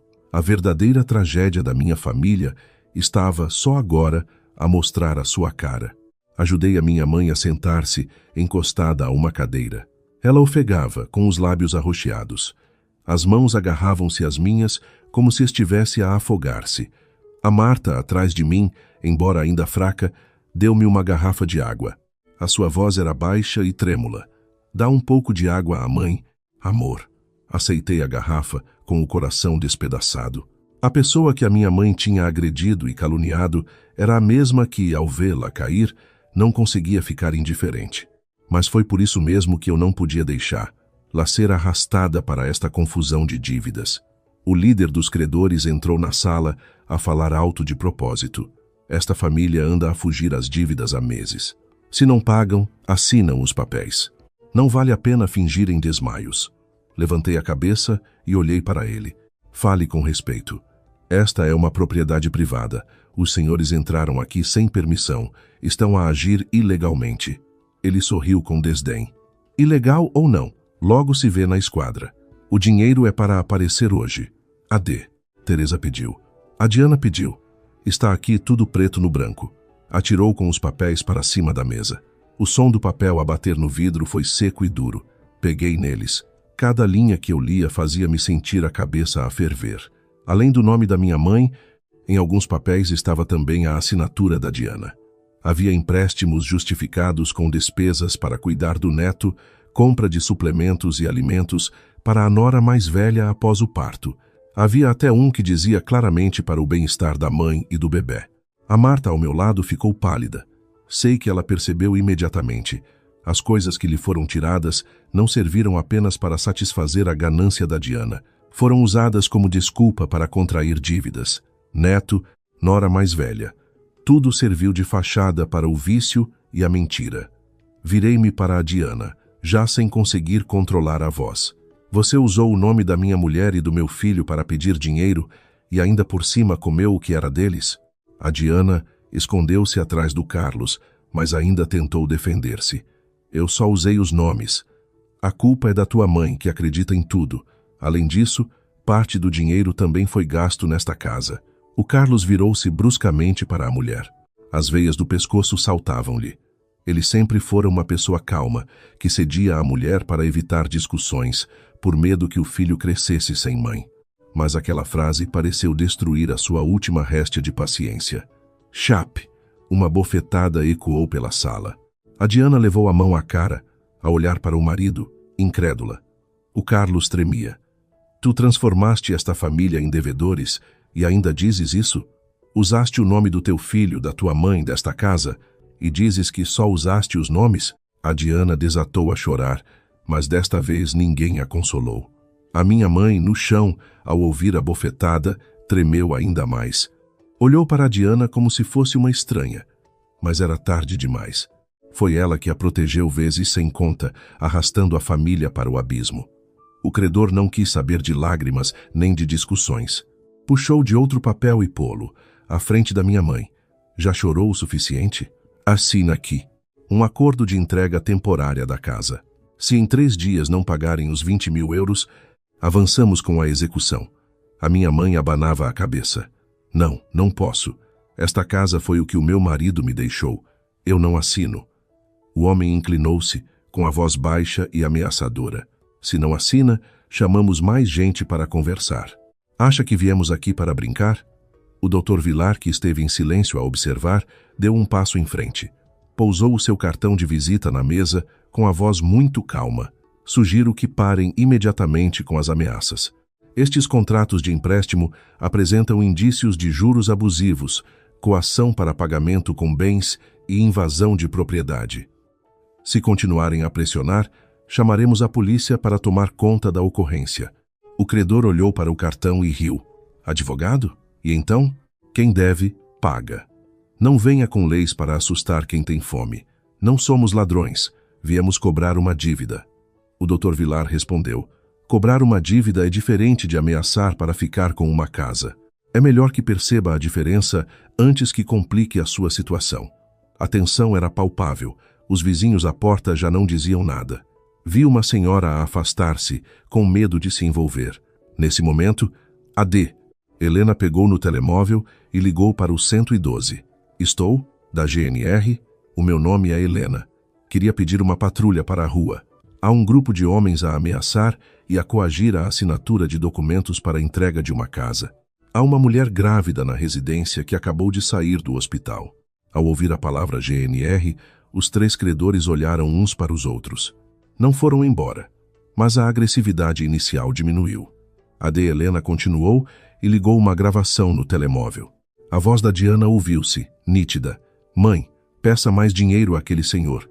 Eu conheço-o. Assim que eu pagar as minhas dívidas, trato do resto. Não diga nada ao Duarte, senão ele faz uma cena. A Diana tentou agarrar no telemóvel. Dê-me isso. Quando é que me gravou? Mas o Rui foi mais rápido. Pôs-se à frente da mãe e agarrou no pulso da Diana. O seu olhar era tão frio que ela parou. Se volta a tocar na minha mãe, vai ver o que é ir a tribunal a sério. A Diana tentou soltar-se, sem sucesso. O Carlos puxou-a com a voz rouca. Chega, Diana. Queres humilhar-nos a todos até que ponto? O líder dos credores bufou e juntou os papéis. Está bem. Hoje há muita gente e até um advogado. Temos respeito, mas o dinheiro não desaparece. Daqui a 3 dias, se não houver novidades, voltamos. E aí, não se queixem. O Dr. Vilar olhou para ele. Qualquer contato a partir de agora será através de nós. Se voltarem a aparecer aqui a ameaçar, apresentaremos queixa no próprio dia. Os 3 homens não responderam. Foram para as motas, mas antes de irem ainda gritaram: dívidas são para se pagar. Lembrem-se disso. O som das motas desapareceu. A casa continuava um caos, mas pelo menos a porta já não estava bloqueada. A minha mãe estava sentada no chão, de cabelo desgrenhado, a chorar. A Diana encolheu-se a um canto, pálida. O Carlos parecia um fantasma, e a Marta, encostada a mim, ainda respirava com dificuldade. Olhei para a minha mãe, a mulher que se achava a dona de tudo naquela casa. Agora estava ali, pequena, a tremer, impotente perante as consequências do que escondera. Senti pena, mas não consegui amolecer como antes. Disse, pausadamente: Mãe, ouça-me bem. A partir de agora, eu vou assumir a minha responsabilidade como filho, mas não vou deixar que arraste a minha mulher para este lodo. A minha mãe levantou a cabeça, com o rosto lavado em lágrimas. Duarte, apertei a mão da Marta e continuei. A Marta e o meu filho não devem nada a ninguém nesta casa. Não lhe devem a si, não devem a Diana, e muito menos a estes papéis. Se é para resolver, vamos resolver com a verdade e com a lei. Mas se alguém tentar usar os laços de família para obrigar a minha mulher a pagar pelos erros dos outros, a partir de hoje, eu não aceito mais. Depois de os credores se irem embora, a casa não ficou mais calma. O barulho deu lugar a um silêncio ainda mais pesado. A minha mãe continuava no chão, a chorar baixinho. A Diana estava encolhida a um canto, de cabeça baixa, mas com os olhos a mexerem-se para todo o lado.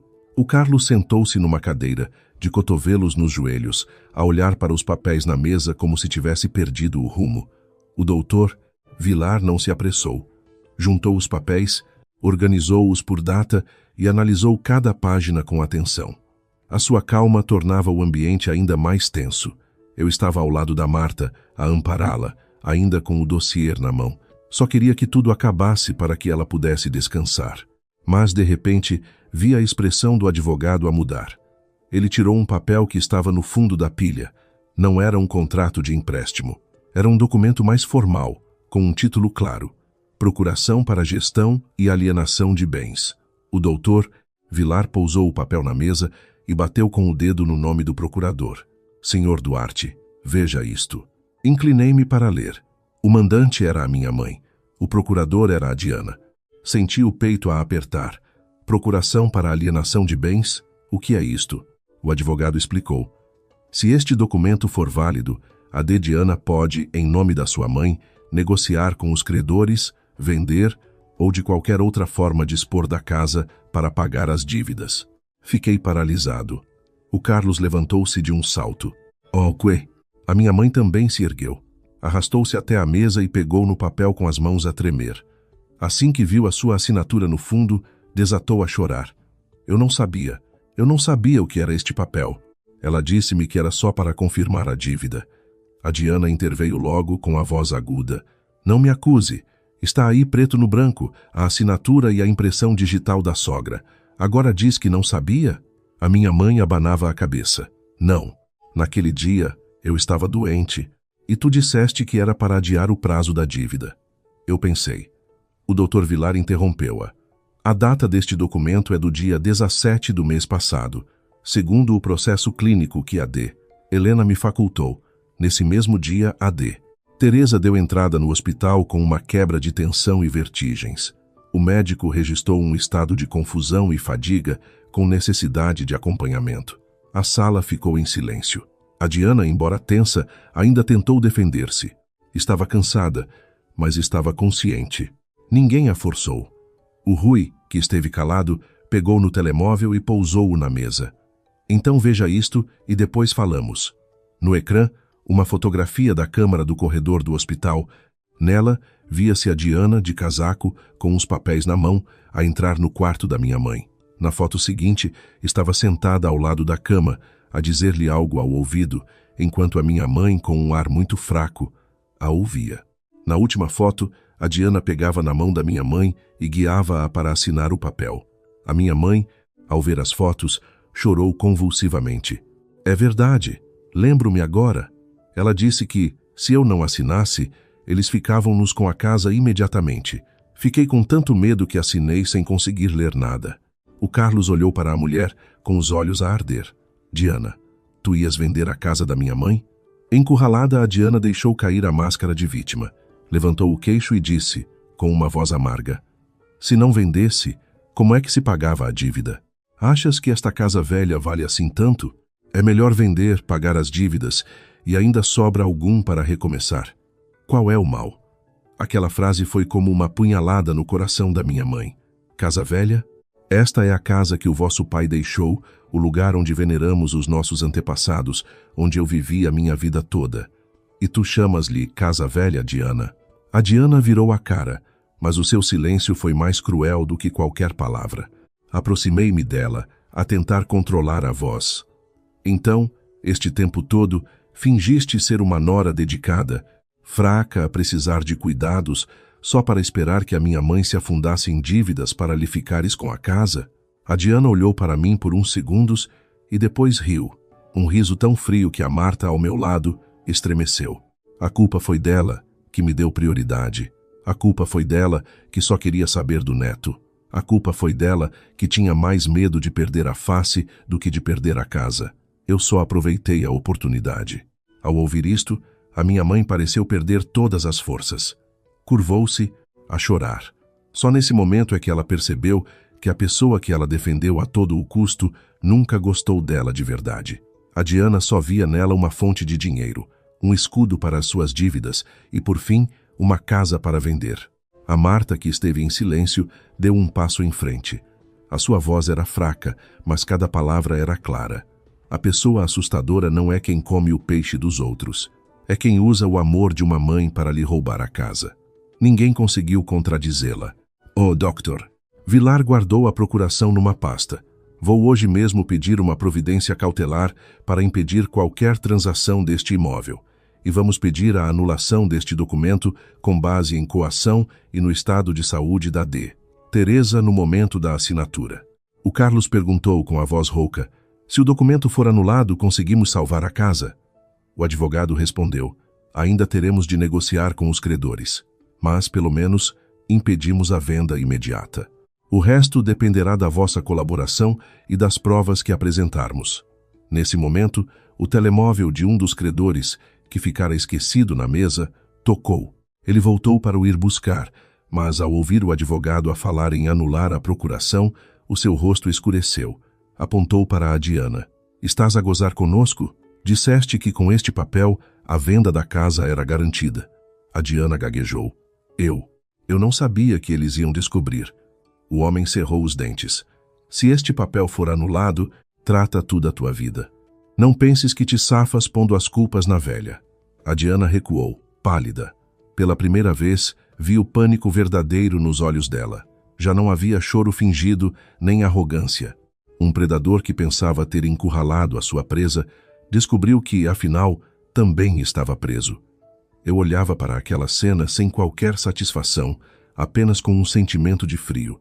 O frio de ver até onde a maldade humana pode chegar dentro de uma família. A partir de 3 robalos, descobrimos uma dívida. A partir da dívida, descobrimos uma hipoteca. E por baixo de tudo, uma conspiração para roubar o último refúgio da minha mãe. Naquela tarde, a pedido da minha sogra, reunimos toda a família. No início, eu não queria expor a situação. Eram problemas de família e trazer os parentes de ambos os lados só nos envergonharia a todos. Mas a Marta, sentada ao meu lado, com a mão na barriga, disse com uma calma surpreendente: eu já me calei o suficiente, amor. Desta vez, quero que tudo fique claro. Não para ganhar ou perder, mas para que nunca mais ninguém diga que eu sou uma pessoa má. Ao ouvi-la, não a contrariei mais.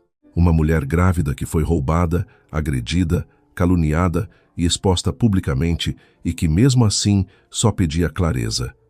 Que direito tinha eu de a obrigar a aguentar mais? Pelas 4 da tarde, a sala estava cheia. Do meu lado, alguns tios, o chefe de família, o Carlos, a Diana e a minha mãe. Do lado da Marta, a D. Helena, o Rui, os tios dela e o Dr. Vilar. O ambiente era tão pesado que ninguém se lembrava de servir um copo de água. A minha mãe estava sentada na ponta do sofá, de rosto abatido. A Diana, vestida de preto, com o filho ao colo, tentava parecer uma vítima. Mal viu toda a gente reunida, a Diana tomou a iniciativa. Baixou a cabeça e disse com a voz embargada: eu sei que errei com as dívidas, mas uma coisa de cada vez. A Marta também não é nenhuma santa. Pôs aquela caixa no frigorífico e assustou a sogra a ponto de ela desmaiar. Se acontece alguma coisa a uma pessoa de idade, quem é que se responsabiliza? Alguns dos meus familiares olharam para a Marta com desconfiança. Percebi que a Diana estava a tentar virar o jogo, a fazer-se de vítima e a pintar a Marta como uma pessoa mesquinha. Não discuti. Liguei o meu telemóvel à televisão da sala. Vejam isto primeiro, e depois falamos. O vídeo da câmara da cozinha apareceu, nítido. A cena da minha mãe a abrir o frigorífico e a Diana ao lado a dizer: abra, sogra, a ver o que é. Pode ser que ele tenha escondido lá o peixe bom e colado esse papel para termos medo. Ouviram-se murmúrios na sala. O meu tio mais velho franziu a testa. Se estava escrito para não abrir, e mesmo assim abriram, a culpa é de quem? A Diana defendeu-se. Eu estava a brincar. Não sabia que tinha lá dentro uma coisa daquelas. Passei para o segundo vídeo. A cena da manhã anterior, quando a Diana entrou a perguntar pelo robalo e a minha mãe a responder que a Marta comia pouco e que o peixe se ia estragar. Parei o vídeo. Não precisei de dizer mais nada. A sala ficou em silêncio. AD. Helena pousou na mesa todos os documentos que tinha preparado. Os talões de compra, os recibos de envio, as fotos dos doces, dos suplementos, da fruta que mandara para a Marta.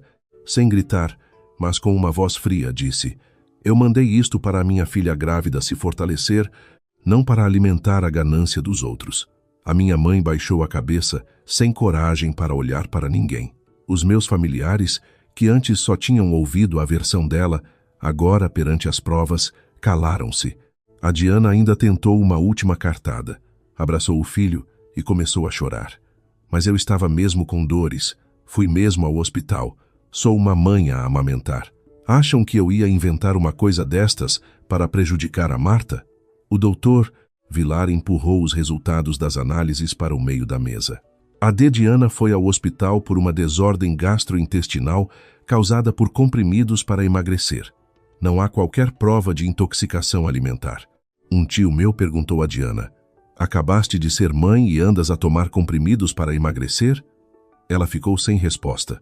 O bebê começou a chorar, tornando a cena ainda mais caótica. O Carlos levantou-se, de ombros caídos, com a voz rouca.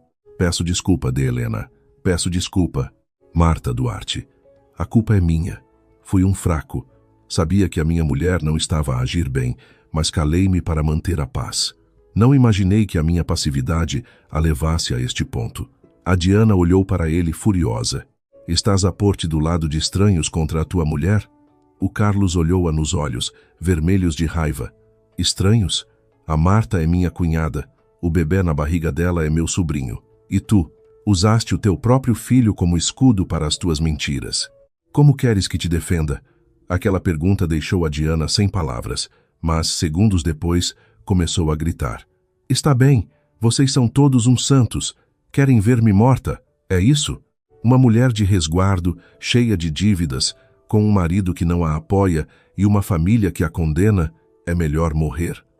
A minha mãe, por instinto, ameaçou levantar-se para a consolar, mas hesitou e voltou a sentar-se. Talvez se tenha lembrado de que quase perdeu a casa por causa da pessoa que queria proteger. A Marta, que esteve calada, levantou-se lentamente. Olhou para a Diana, sem raiva, mas com uma clareza que silenciou a sala. Ninguém te está a condenar, Diana. Estás apenas a pagar o preço das tuas escolhas. Escolheste endividar-te, mentir ao teu marido, usar a tua sogra, roubar-me e depois caluniar-me. Agora que a verdade veio ao de cima, dizes que te estamos a atacar.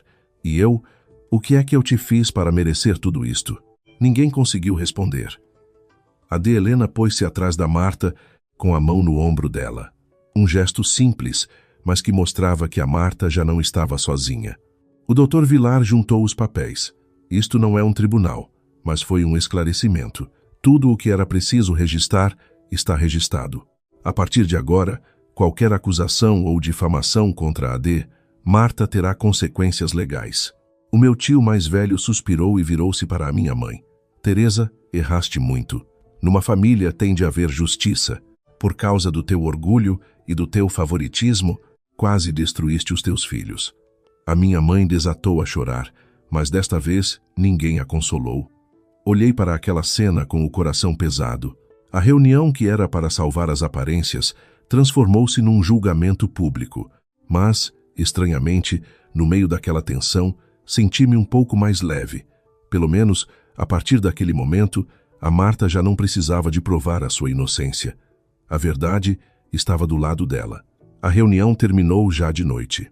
Os familiares foram-se embora, uns a suspirar, outros a abanar a cabeça, outros a olhar para a minha mãe com uma mistura de pena e censura. A casa mergulhou num silêncio pesado, como a calmaria depois de uma tempestade. Os móveis estavam no sítio, mas os corações estavam desfeitos. Levei a Marta para o quarto. O médico tinha lhe pedido repouso absoluto. Ela deitou-se, mas continuou de olhos abertos. Dorme um pouco, meu amor. O resto eu resolvo. Ela olhou para mim. Não deixes que aconteça nada de mal à mãe, mas também não me peças para voltar a viver como antes. Assenti. Não era uma recriminação, mas doeu mais do que se fosse, porque ela tinha razão. Eu tinha ficado demasiado tempo em cima do muro, a pensar que estava a ser justo, quando na verdade estava a ser conivente. Perto da meia-noite, desci para ir buscar um copo de água. A casa estava às escuras, apenas com a luz do pátio a entrar. A minha mãe estava sentada sozinha na sala, de costas curvadas, a olhar para uma chávena de chá fria. Não chorava. Parecia uma estátua. Estava a aproximar-me quando ouvi um barulho no portão. O som de rodas de uma mala a arrastar e o ranger do ferro. Parei. O Rui, que tinha ficado para passar a noite, também desceu as escadas. Duarte, é a Diana. Está a chamar um táxi. Corri para o alpendre. A Diana estava junto ao portão, com o telemóvel na mão e 2 malas grandes. Estava vestida de forma discreta, de chapéu e máscara. Não ia às compras. Ia fugir. Antes que eu pudesse dizer alguma coisa, o Carlos saiu do quarto dele a correr. Diana, onde é que vais? Ela assustou-se, mas recompôs-se rapidamente. Não é da tua conta. Sai da frente. O Carlos olhou para as malas e depois para dentro de casa. O nosso filho está a dormir. Vais abandoná-lo e fugir? Ela gritou, com uma mistura de medo e raiva. Se não fujo, fico aqui para vocês me destruírem. Tu defendes a tua família toda e eu também sou tua mulher. O Carlos riu com amargura. A minha mulher não foge à meio da noite com malas cheias de dinheiro e documentos. Os dois começaram a discutir junto ao portão. Uma das malas mais pequenas caiu ao chão. Espalhou-se um molho de notas, umas joias, documentos e um pequeno caderno de capa azul. Abaixei-me para o apanhar. A Diana, pálida, tentou agarrá-lo. Dá-me isso! É meu! O Rui impediu-a. Se é teu, qual é o problema? Abri o caderno. Eram apontamentos de dívidas, juros, nomes de credores. Mas, à medida que folheava, senti um arrepio. Estava lá registrado o dinheiro que a minha mãe lhe dera, a venda das joias do casamento, os empréstimos online, as tentativas de recuperar o dinheiro perdido no jogo, apostando mais. O Carlos arrancou-me o caderno das mãos. Leu umas páginas e ficou branco. Vendeste as nossas alianças em março. A Diana não respondeu. Ele continuou a folhear e parou numa linha, de olhos arregalados. Olhei e vi, escrito a vermelho: esperar que a D. Teresa assine os papéis da casa. Vender rápido, antes que o Duarte descubra. A minha mãe, que se tinha aproximado em silêncio, pegou no caderno. Ao ler aquela frase, as pernas falharam-lhe. Amparei-a, mas ela afastou-me, a chorar. Meu Deus, então tu planeaste mesmo isto? A Diana riu. Só agora é que percebeu? Acha que eu gostava mesmo de si? Ter aturado as suas lamúrias e ter lá deixado pegar no meu filho já foi uma sorte para si, sua velha estúpida. Aquela frase silenciou-nos a todos. A minha mãe ficou paralisada. A mulher que viveu para as aparências, que sonhava ser respeitada pela nora mais velha, acabava de ser insultada da forma mais cruel. O Carlos agarrou na Diana pelos ombros. Tu já não és um ser humano? A minha mãe errou, mas gostava de ti, gostava do teu filho, e tu usaste isso. Ela sacudiu-o. Gostar de mim para quê, se não me ajudava a pagar as dívidas? A minha mãe, ao ouvir isto, desabou a chorar. Virou-se para a Marta, que estava à porta, pálida, mas calma. A minha mãe aproximou-se dela e, de repente, ajoelhou-se. Marta, minha filha, perdoa-me. Por causa do meu orgulho, da minha estupidez, quase destruí esta família. Fiz-te mal a ti e ao bebê que carregas. Eu errei. A Marta recuou sem a deixar ajoelhar por completo, mas também não a ajudou a levantar-se. Aquele silêncio foi doloroso. Por fim, a Marta disse, em voz baixa: eu preciso de tempo, mãe. A minha mãe assentiu, a chorar. Eu compreendo. Não te peço que me perdoes já. Só te peço que não sofras mais por minha causa. Olhei para minha mãe com um nó na garganta. Não foi só a si que a mãe prejudicou. Foi a Marta, foi o nosso filho. Há coisas que um pedido de desculpa não apaga. A minha mãe baixou a cabeça, eu sei. Levantou-se. O corpo tremia, mas o olhar era diferente. Já não era de quem se escondia. Era de quem, finalmente, tinha de escolher entre o orgulho e a verdade. Virou-se para a Diana e disse, com a voz firme: eu vou à polícia contar tudo. O que assinei, o que pedi emprestado, quem me aconselhou. Não te vou proteger mais. A Diana ficou pálida. Sogra, vai destruir-me? A minha mãe riu por entre as lágrimas. Não. Vou salvar o que resta desta família e da minha consciência. A Diana ficou paralisada no meio do pátio, com as malas aos pés. Pela primeira vez, a pessoa que a minha mãe protegeu a todo o custo estava finalmente sozinha. Na manhã seguinte, a minha mãe, vestida com uma roupa simples e escura, seguiu o doutor Vilar e o Carlos até a esquadra. Antes de sair, esteve muito tempo em frente ao retrato do meu pai. Não sei o que rezou, mas quando se virou, os olhos estavam vermelhos, mas o seu olhar era firme. Eu não fui. Levei a Marta para a casa da minha sogra. Na noite anterior, ela mal dormira. No caminho, ela encostou a cabeça ao vidro do carro. Finalmente, acabou. Não foi, amor. Olhei para a estrada, com o coração pesado, mas ao mesmo tempo mais leve. Sim, meu amor. Acho que está quase a acabar. Nos dias que se seguiram, tudo se resolveu mais depressa do que eu esperava. A procuração foi anulada por ter sido obtida de forma fraudulenta. As dívidas com juros abusivos foram investigadas. Os credores nunca mais apareceram à nossa porta. A Diana foi levada pelos pais. No dia em que partiu, chovia. O Carlos não a acompanhou até ao portão. Ficou na sala a segurar o bebê de olhos vermelhos. Antes de o carro arrancar, a Diana olhou para a minha mãe. O seu olhar já não era de desafio nem de pena. Era o olhar vazio de quem se perdeu e já não sabe como voltar. O Carlos pediu uns dias de folga para tratar da sua parte do processo. Disse-me que assumiria as suas responsabilidades. Já não o culpava. Percebi que, por vezes, a fraqueza pode ser tão destrutiva como a maldade. A minha mãe vendeu um pequeno terreno que tinha na aldeia dela para pagar a sua parte da dívida. A casa, finalmente, estava salva. Mas eu sabia que, mesmo com as paredes de pé, o sentimento de lar tinha desaparecido. Uma noite, estava a conversar com a Marta na varanda da casa da minha sogra. Encontrei um apartamento para nós, meu amor. É pequeno, mas fica perto da maternidade. Vamos viver sozinhos. A Marta ficou em silêncio por um instante e depois assentiu. Um aceno de cabeça leve, mas que me disse que ela esperava por aquele dia há muito tempo. No dia em que fui buscar as nossas coisas, a minha mãe ficou à porta do nosso antigo quarto a ver-nos fazer as malas. Quando eu estava a sair, ela agarrou-me no braço. Duarte, eu sei que errei. Não me abandones. Olhei para a sua mão, mais magra do que nunca, e senti um nó na garganta.